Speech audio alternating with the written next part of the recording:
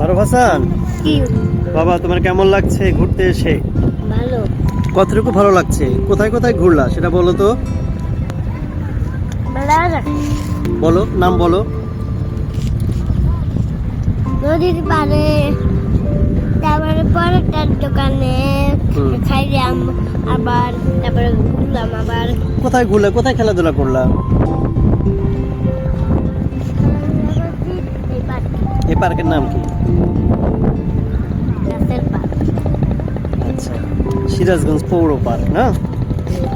ভালো একটা সময় আমরা উপভোগ করলাম, ছেলেকে নিয়ে ঘুরলাম ফিরলাম। সেই ভোরে বের হয়েছিলাম 6টার দিকে, এখন বাজে প্রায় 10:30টার মতো।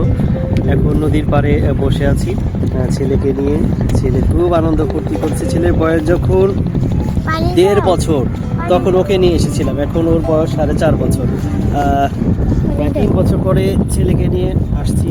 ছেলে যেই পার্কে হালকা হাঁটাহাঁটি করছিল, সেই পার্কে আজকে দৌড়াদৌড়ি, লাফালাফি, ঝাপাঝাপি, এই কাজগুলো করলো। খুব ভালো লাগলো, বাবা হিসাবে খুব স্মৃতিচারণের বিষয়টা খুব ভালো লেগেছে।